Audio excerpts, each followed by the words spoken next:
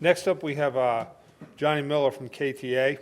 So, Johnny, why don't you introduce yourself? Okay. Hello, I'm Johnny Miller with KTA. I spent 31 years with the Texas Department of Transportation, working in their materials lab. I was the coatings guy, which led me to being the corrosion guy for TxDOT. I ran the coatings lab out of the Central Materials Lab. Again, now I'm with KTA. I'm senior project engineer with KTA.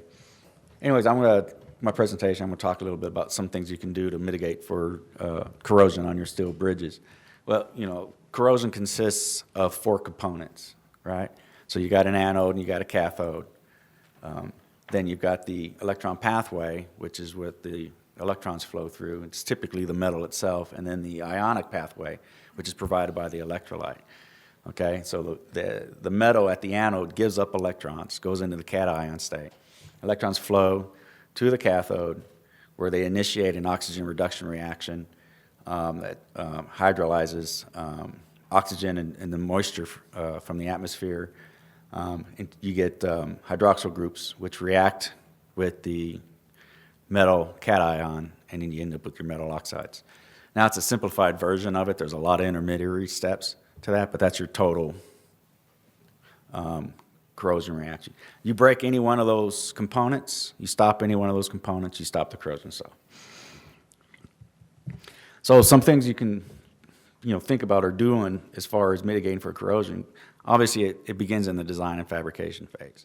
So little design details like eliminating or minimizing skip welds, minimizing back-to-back plates. All those are crevice corrosion sites, right? Where you set your bearing seat in relation to your abutment, right?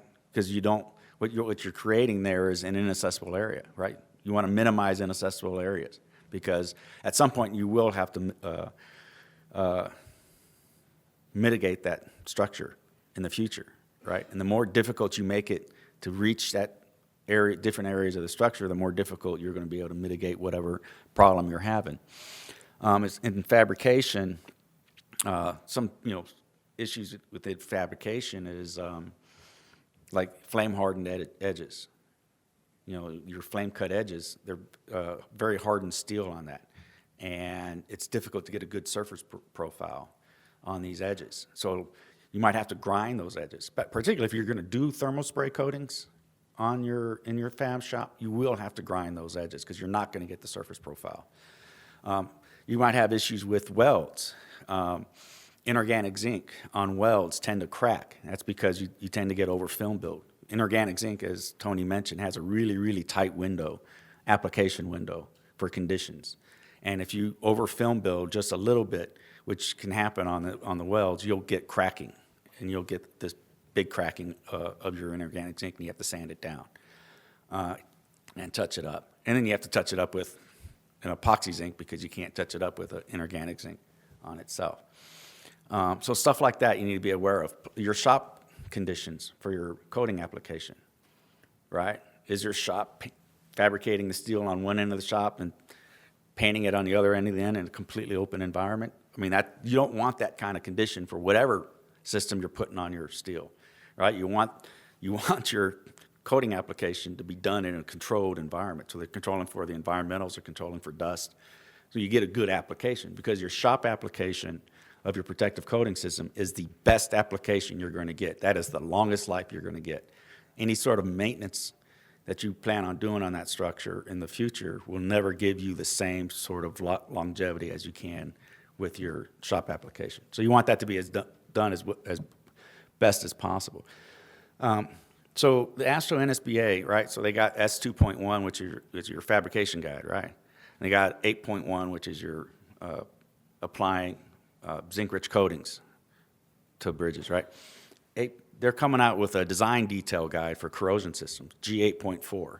Right, it's in the development stage right now. So in a few years, hopefully they'll have that out, and they'll talk about some of these design details to keep in mind when you're designing your structure.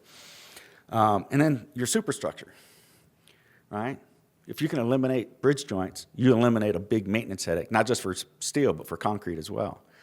So, designing your structures and minimizing your bridge joints is a big thing. And then a lot of engineers don't think about this, but your drainage, right? If they don't really put in the mind that a lot of times the drainage ends up just blowing your runoff right onto your substructure, onto your steel components, onto your concrete. So you might have like galvanized rebar and a 2-inch top mat on your bridge deck, but then you're blowing your salt brine onto your concrete substructure that has regular rebar and a regular cover, right? So how you design your drainage and making sure it flows away from your structure so it's not causing maintenance headaches in the future, that's important. And then we talked about protective coatings. We talked about, the liquid applied, zinc-rich systems with, two-coat, three-coat.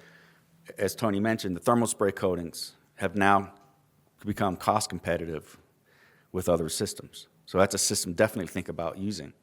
Hot dip galvanizing. If you can hot dip galvanize your structure, that's probably the best corrosion protection system you're going to put on your structure because you're alloying the zinc directly to the steel, right? And then there are duplex systems where you're coupling a liquid applied coating with a thermal spray coating or a hot dip galvanizing.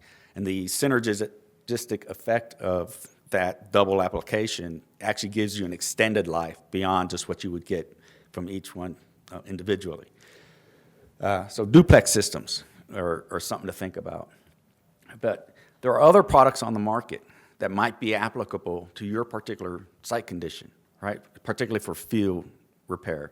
So tapes are used in the pipeline industry. There might be an application where a tape product might be what you need to use. Obviously, we use grease in your pins, right? And also in stay cables. VCIs are vapor corrosion inhibitors and desiccants. You might have a closed box situation or a very inaccessible, tight area that you can't treat. That might be those might be products that might work in that situation for you. And then cathodic protection. We know you've used cathodic protection probably on your concrete structures, but originally it was designed for steel structures as well. So you got your impressed current and your passive. I mentioned all these because I just wanted to point out that there's more systems out there for corrosion protection than just your zinc-rich coatings. You've got multiple systems that can be used depending on your site condition, right? So keep those other products in mind when you're trying to address your corrosion and go, hey, this might be a good place to use this particular product, right? So when you're trying to address corrosion in the field, right? You got a structure, it's got corrosion, we need to address it. There's certain things you need to be mindful of when you're developing your project specification. Your mitigation approach, the type of corrosion that you're seeing on your structure, the application considerations for the protective coating system or protective product that you're wanting to use, and then are there any other structural repairs? So your mitigation approach, typically most DOTs look at, well, they're either going to spot repair and overcoat, or they might do a version of zone painting where they're only doing certain zones, maybe your bridge joints, right? Or your full blast and repaint, right? What I see a lot of times though is they'll have a spot repair and overcoat program, and spot repair and overcoat's called out. But if you actually go out there and do a coating assessment, it's like, well, either the existing coating system's not in good enough shape to take an overcoat, or it's like there's too much corrosion. It's like, well, you're doing the spot repair is a lot of manual labor. Your cost on this is probably going to be the same as if you did full blast and repaint. You're probably better off just full blast and repaint, right? So make sure you're doing the proper assessments on your structure and your existing coating system and what your mitigation strategy is going to be, so that you're getting the life cycle benefit of that maintenance work, right? Don't waste money doing the wrong thing. And then your corrosion types. I mean, corrosion, I see this a lot where, corrosion is just corrosion and, just blast and paint, right? Well, not necessarily. So upper left-hand corner, that's your general corrosion, right? That's where your anode and your cathode sites are switching back and forth. so that you're getting corrosion across the surface, entire surface of the steel, right? That kind of corrosion is actually a very slow corroding process. It leads to very little metal loss. If you're going to have corrosion on your steel, that's what you want to see, right? You got time to address that, and it's easy to address because the corrosion product is a thin layer. It'll come off in pretty easy prep. But right underneath it, crevice corrosion. You guys are familiar with that. Crevice corrosion. I talked about crevices. Eliminate crevices because that is a highly corrosive environment. What ends up happening is oxygen is necessary for the cathodic reaction. And that cathodic reaction is actually what drives a large part the corrosion rate, not the anodic side. And so what happens in a crevice is you get an oxygen concentration differential. The steel within the crevice, the oxygen concentration is very low compared to the oxygen level outside in the atmosphere, to the steel exposed to the atmosphere. And so the steel inside the crevice remains anodic. It will stay anodic to the steel outside, and it will never switch. And then because of the oxygen concentration differential, that actually accelerates the corrosion rate. So you get this accelerated corrosion rate in a tight space. Well, you know what happens. That's where you get all this pack rust build out. That's why it builds out. So if you can eliminate back-to-back plates, that's great. But you've got crevice corrosion. How are you going to treat it, right? I've seen a lot of times where it's just like best effort, get all the rust out. Well, that's horrible. You're leaving corrosion product within that crevice. It's going to start, whatever you do to it, it's going to blow out within a few years, right? So you want to get all that, 100% of the corrosion product out. And there's ways you can do that. A contractor can do that. Typically they'll needle gun it first and then abrasive blast it. And a lot of times that works. But even if that doesn't work, then they could use ultra high pressure water jetting. They can soak it and then take a torch to it and blow out that rust, right? So there's things they can do to get 100% of that rust out. Make them do it. And then I'd recommend stripe coating your primer into that crevice because you want to push that primer up into all the nooks and crannies of that crevice as much as possible. And ideally, you caulk it. Put that barrier, add that barrier to the atmosphere from penetrating into it. So that's how I would recommend dealing with crevice corrosion. Edge corrosion, we talked about, in your fabrication shot, they break the edges, right? They chamfer the edges. Why? Because paint pulls away from the edges. It's, as Tony said, the surface tension pulls paint away from edges. So you want to round that edge. Well, one of the things you also want to do, because paint does pull away, is stripe coat it, right? So you add a stripe coat.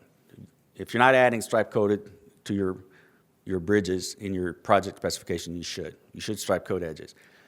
But one thing I wanted to point out was knife edges. Anybody here know what a knife edge is? Right? It's where you've got so much corrosion, you blast it, and there's not much steel left, and you've got a razor-sharp edge on that steel plate, right? Well, paint ain't going to protect that. You can stripe coat it all you want. It's just too sharp of an edge. Well, what do you need to do? Well, you got to round that edge. And if you got a sharp edge, you're probably rounding off, an inch, 2 inches of steel? So basically, you're cutting out that edge. That's a lot of labor. So I've never seen a situation where, I could get the bridge engineer to agree to cut out or round off those edges. And so I tell them, I say, well, it's going to rust out in a year or two, because this is an environment, the reason you got such heavy rust metal loss is because we're in a pretty aggressive environment. And sure enough, so don't complain about the coating system not protecting your steel when you allow your steel to get chewed up like that, because there's not much you can do to protect it outside of cutting it out or sandwich plating it or something. And then pinpoint rusting. You go up on your steel structure and you see little pinpoint pricks of rust. That's a coating defect. That coating was not applied properly, right? So probably what happened is when the coating was applied, it outgassed and created pinholes in the coating, which allowed the moisture, the environment, the electrolyte to get to the steel and create little tiny corrosion cells. Other thing that could have happened is when they abrasive blasted the steel, they had a really deep profile, and when they put the primer on, they didn't put enough primer on. And so your surface profile peaks are sticking above the primer. And so they're not as protected. So they'll start rusting out sooner, right? Again, coating application wasn't properly checked. You end up with a coating failure, right? That's not the coating's fault, right? It wasn't applied properly. Defects were allowed to remain and not properly addressed. Pinpoint corrosion, that's your most dangerous corrosion. You see anything where you got a highly localized corrosion cell, you need to address that because you're going to lose steel. It'll punch a hole through your steel. And I've seen it on bridges. If you hear about a gas pipeline blowing up, chances are it was a pitting corrosion that caused that explosion. What happens is you get a localized corrosion cell, you get an anodic site, right? And then you have this you have a tiny anode and you got this big giant cathode around it because the rest is still protected. It's in the cathodic state.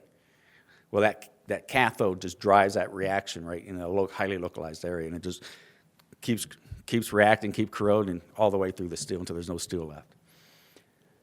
Typically, particularly on steel bridges, on your bridge structures, if you're seeing any sort of pitting corrosion, it's because of salt contamination.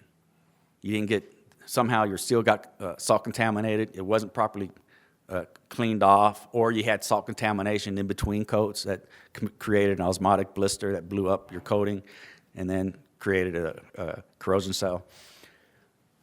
So you want to address salt contamination. And then galvanic. So in the picture, you've got stainless steel nuts and bolts tied to, I think, what is a hot dip galvanized beam. Don't do that. You're not extra protecting you're creating a galvanic couple, right? So you don't want to couple dissimilar metals. Avoid that if you can. If you have to couple dissimilar metals, well then electrically isolate.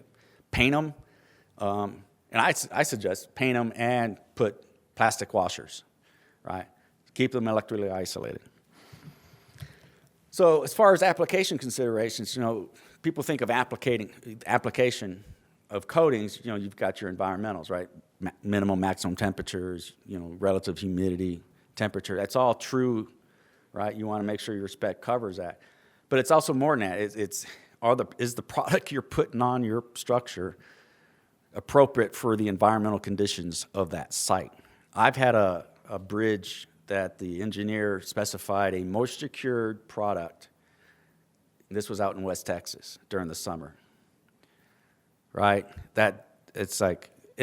I got involved because we had massive coating failures, right? So it's like, no, you don't want to do that. You're setting up the project to fail. So be mindful of the environmental conditions that this product needs to be going down on and what's available in your site conditions, because those site conditions could ruin your coating application. Inaccessible areas. Are you properly treating inaccessible areas in your project spec? Because if you don't address it at all and the contractor comes across an area that he claims is inaccessible, he can't do the work in. A lot of times it's like, we'll make best effort. That's just punting the ball. You're basically allowing subpar work, right? Which means you're not going to get the life cycle in those areas that you want to get, right? You're spending money on your structure. Get the best bang for your buck. Address inaccessible areas. If you do have inaccessible areas, identify it. Okay, these are the areas, you're probably not going to be able to do what we need you to do in this area. Well, what do you want them to do? That's where you might look at a different product that's available on the market for these particular areas, right? But have a plan in place to address that and have it in the project spec. And then, inspect your project properly. Right? You want to make sure you get the right surface prep. You're addressing salt contamination, because salt contamination will blow up your steel. Surface profile, right? If you don't get enough surface profile, you won't get coating adhesion. You get too much surface profile, you might end up with your DFT, minimum DFT on your primer might not be enough to cover that surface profile, right? Subsequent coating applications, right? Your mid coat, top coat, or whatever.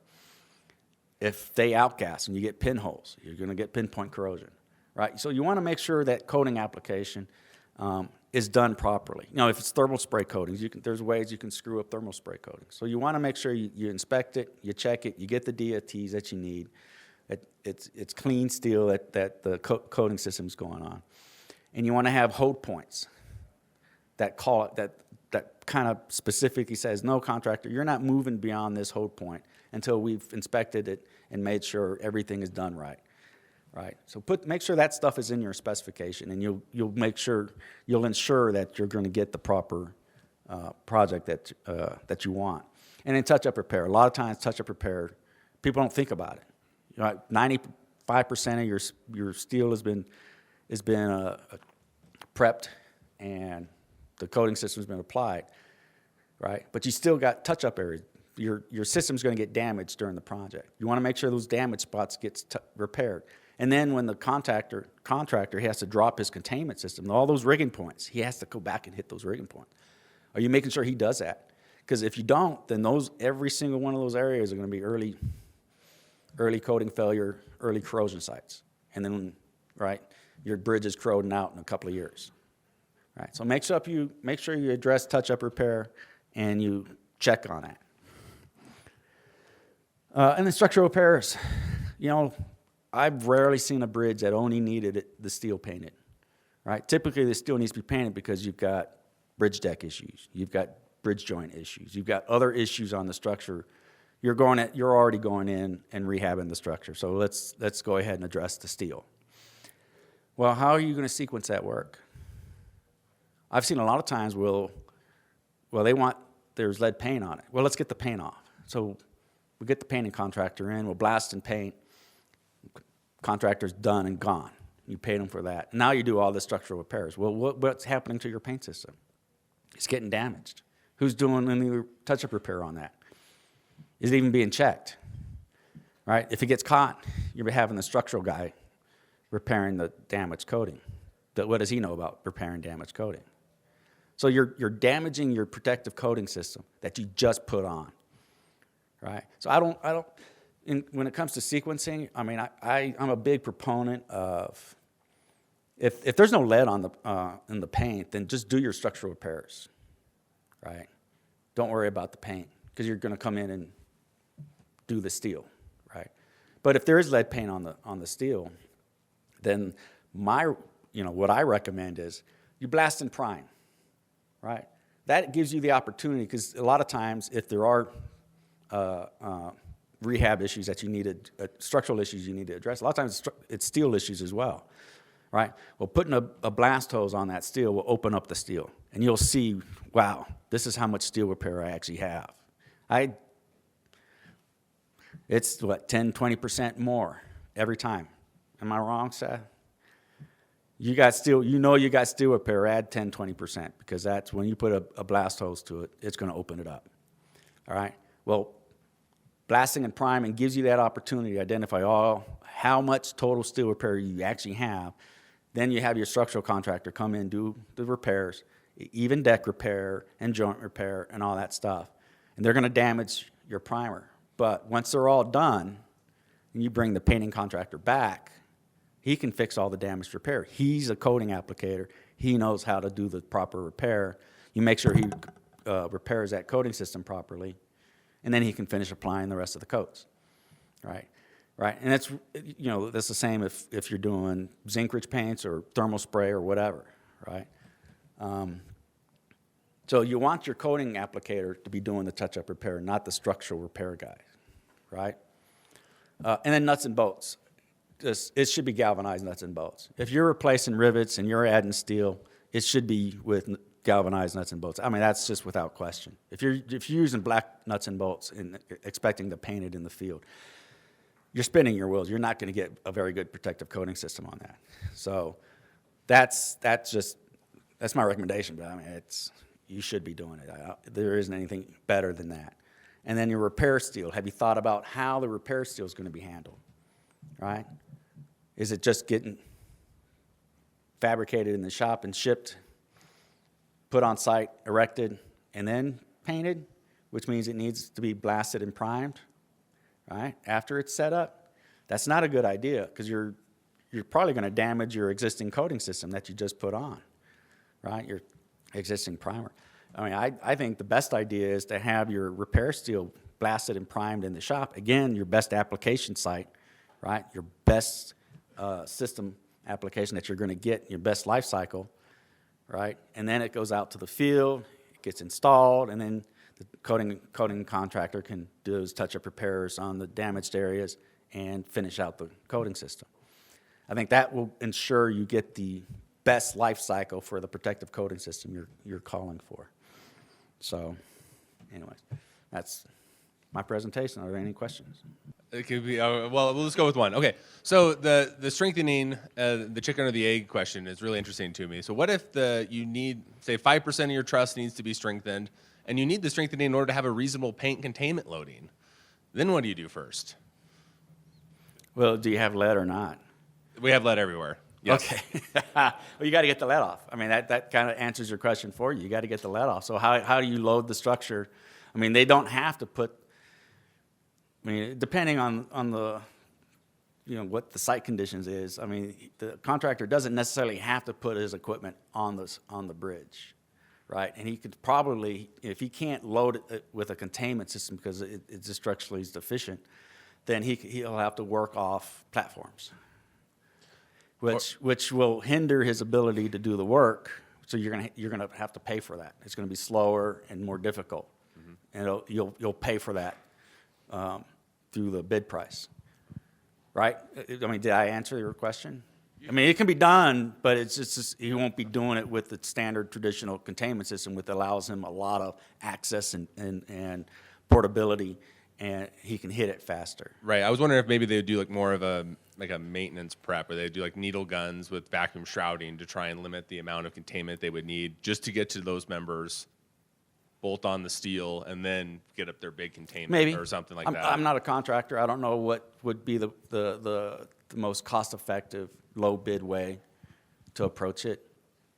That is something they might consider, but He asked me back. Yes, Travis, that's typically what we're seeing is access through lifts or U-bits and vacuum shrouded tools, and they'll make those strengthening repairs, and then they'll put the containment system on. So to Johnny a hand. He's here. You got questions afterwards? Thanks so much, John. Appreciate it. The preceding was produced by the National Center for Pavement Preservation. More information can be found on the web at pavementpreservation.org. Additional support provided by Michigan State University.